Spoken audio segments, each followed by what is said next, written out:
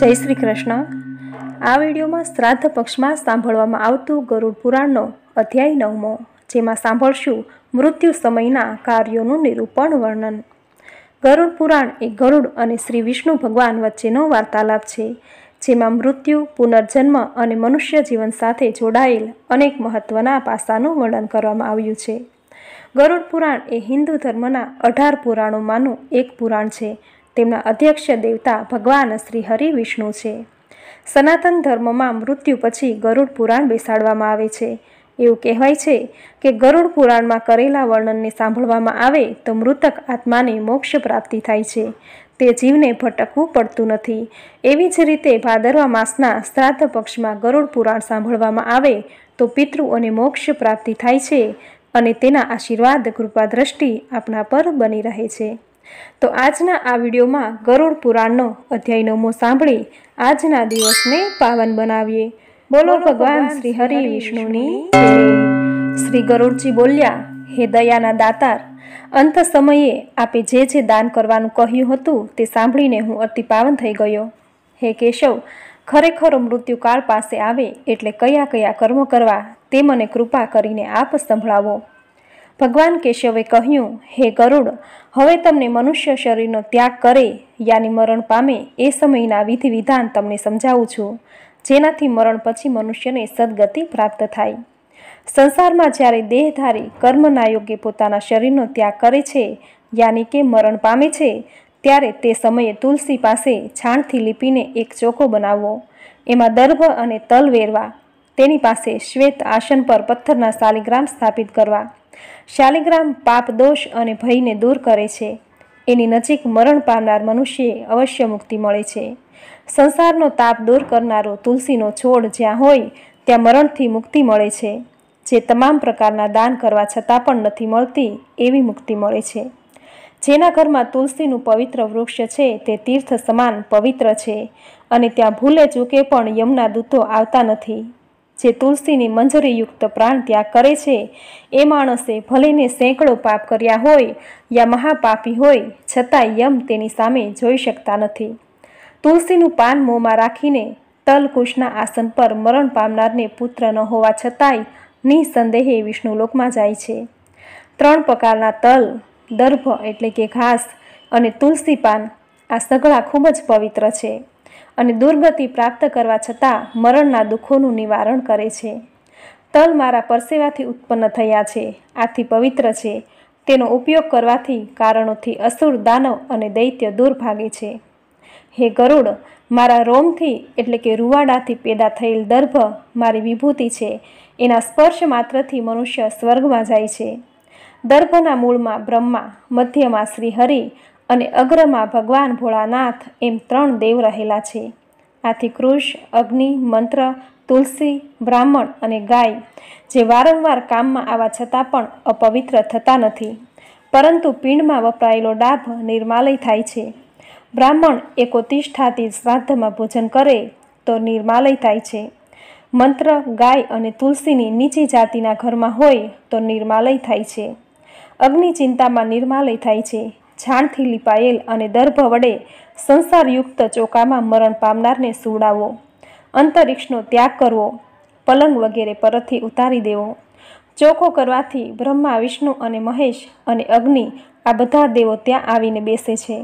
ભૂમિ સદાય પવિત્ર છે, પરંતુ જે લીપી છે એને ફરીથી લીપવાથી વધારે પવિત્ર બને છે।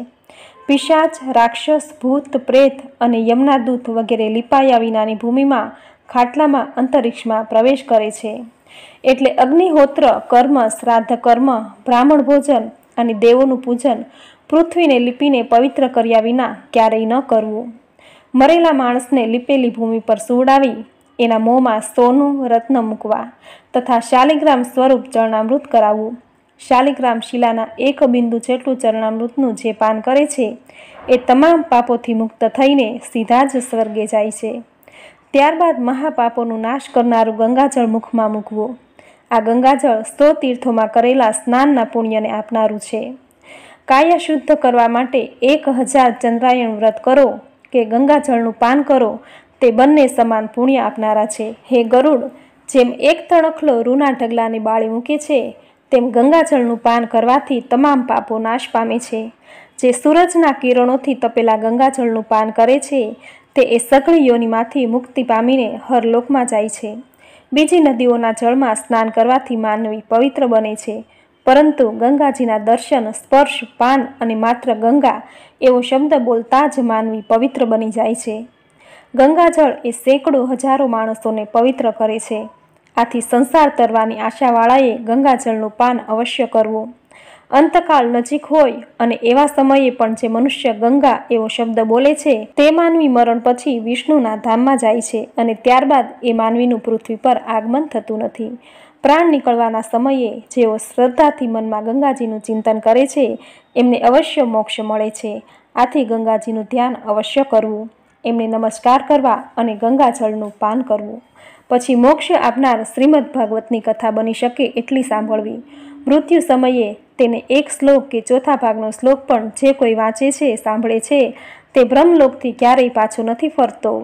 વેદ તથા ઉપનિષદના પાઠ કરવાથી બ્રાહ્મણોની અને વિષ્ણુ તથા શિવ સહસ્ત્ર નામના પાઠથી ક્ષત્રિયોની અને વૈશ્યોની મર્યા પછી મુક્તિ અવશ્ય થાય છે.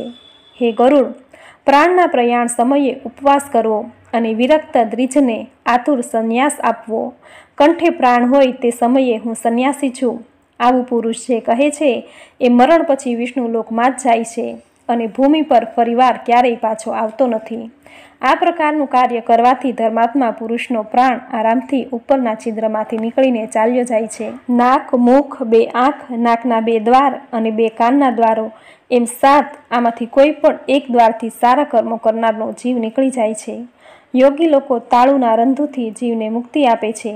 પ્રાણ તથા અપાન વાયુથી મળી ગયેલો જીવ જ્યારે આ શરીરથી છૂટો પડે છે ત્યારે પ્રાણવાયુ સૂક્ષ્મ થઈને નીકળતા આ શરીર નિરાધાર બની જતા તે કપાયેલા વૃક્ષની જેમ નીચે પડી જાય છે.